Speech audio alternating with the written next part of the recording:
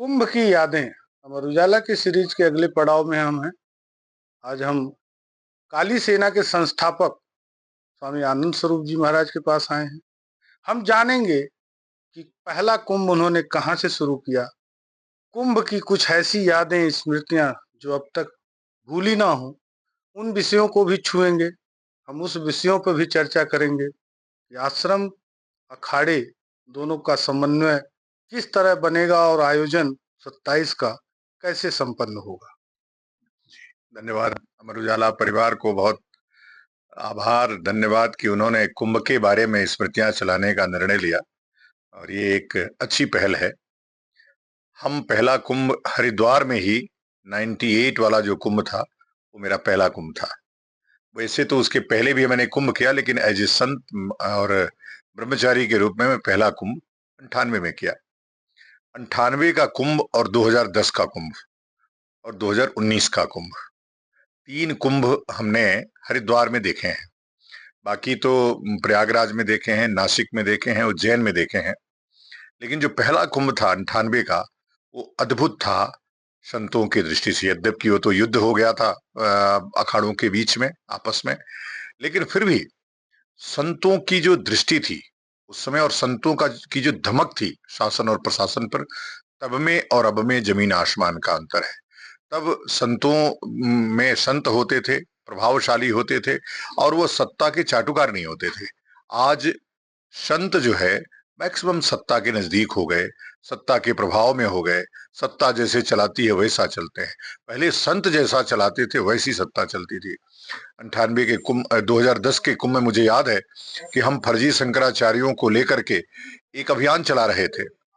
शासन को अंत में झुकना पड़ा और अंत में 4 निर्णय करने पड़े कि 4 ही शंकराचार्य है। ज्योतिष पीठ पर स्वामी स्वरूपानंद जी महाराज, द्वारका पीठ पर स्वामी स्वरूपानंद जी महाराज, पुरी पीठ पर निश्चलानंद जी महाराज और श्रृंगेरी पीठ पर भारती तीर्थ जी महाराज।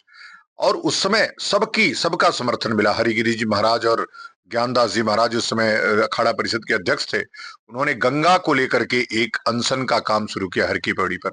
यद्यपि बाद में निशंक उस समय मुख्यमंत्री थे और उनके प्रभाव के चलते वह आंदोलन भी थोड़ा शिथिल हो गया, कमजोर हो गया। लेकिन फिर भी संतों ने गंगा के बारे में सोचा। अब संत गंगा के बारे में नहीं सोचता, गाय के बारे में नहीं सोचता, लेकिन 2010 तक का संत और अखाड़ा परिषद बहुत प्रभावशाली था। उसके बाद अखाड़ा परिषद की गरिमा धीरे धीरे गिरने लगी। अब अखाड़ा परिषद पूरी तरह से शासकीय व्यवस्था के हाथों में चलने लगा है। तो मेरी यादें यही हैं कि पहले जो संत होते थे, लोग आते थे, उनसे शास्त्रार्थ करते थे और देखते थे कि कितना ज्ञान है। अब जो है कि अब कितना वैभव है कितने संतों के पास, उसके पास लोगों का आकर्षण है। कितनी गाड़ियां हैं, कितने घोड़े हैं, कितना चमक धमक है। ज्ञान अब नहीं देखना है, अब चमक धमक देखना है। और कौन ज्यादा चर्चित हो रहा है उसके यहाँ ज्यादा भीड़ हो जाती है। किसके यहाँ ज्यादा हीरोइनें आ रही हैं, किसके यहाँ ज्यादा हीरो आ रहे हैं, उसके यहाँ लोग जा रहे हैं। कुंभ मंथन का जगह था कि सनातन धर्म किस मार्ग पर कैसे जाएगा, उसको लेकर के धर्म संसदें होती थी।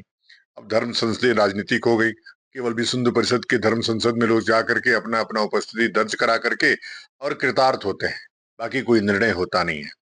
मैं ये चाहता हूं कि हरिद्वार और नासिक के कुंभ से आने वाले समय में ऐसा विषय वस्तु आए कि जो भारत हिंदू राष्ट्र कैसे बनेगा, अखाड़ों की गरिमा कैसे उठेगी, संन्यास परंपरा कैसे मजबूत होगा। और दूसरा, एक बात बार बार अभी आ रही है कि धर्म संविधान से नहीं चलेगा, धर्म शास्त्र से चलेगा, देश संविधान से चलेगा।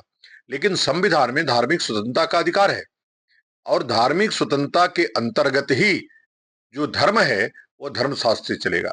तो धर्मशास्त्र का जो आदेश है उसी से अखाड़े भी चलेंगे, उसी से आश्रम भी चलेंगे, उसी से शंकराचार्य की परंपरा भी चलेगी, रामानुज माधवाचार्य की परंपरा भी उसी से चलेगी। लोग आज कह रहे हैं कि मंदिरों में आरक्षण नहीं है। भाई, मंदिर संविधान से नहीं चलता है, मंदिर धर्मशास्त्र के अनुसार चलता है, इसलिए उसमें आरक्षण की व्यवस्था नहीं है। जो हमारी नैसर्गिक न्याय की प्रक्रिया है, जो जन्म आधारित हमारी समाज व्यवस्था है, हम उससे चलते हैं। तो इस पे भी चर्चा कुंभों में हो कि जिस प्रकार से अभी संविधान की आड़ लेकर के सनातन धर्म पे प्रहार हो रहा है, वो प्रहार कैसे रुकेगा।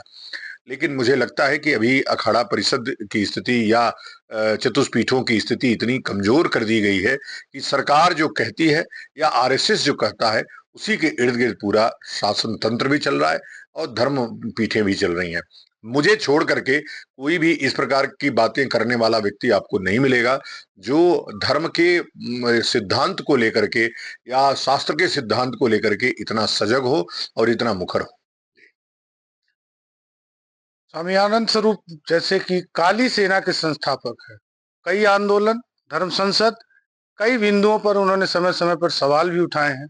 आज उन्होंने फिर एक सवाल उठाया, सवाल ही नहीं उठाया बल्कि उन्होंने एक टारगेट दे दिया कि कुंभ में धर्म संसद भी हो, धर्म आधारित तमाम चिंतन भी हो। यही नहीं, धर्म संसद से ऐसे ज्वलंत मुद्दे जो अभी दबे पड़े हैं उनको भी उठाया जाए। कृष्णकांत मणि त्रिपाठी, अमर उजाला ब्यूरो, हरिद्वार। अगर आप ये वीडियो YouTube पर देख रहे हैं तो हमारे चैनल को सब्सक्राइब कर बेल आइकन दबाएं और Facebook पर देख रहे हैं तो हमारे पेज को लाइक करें।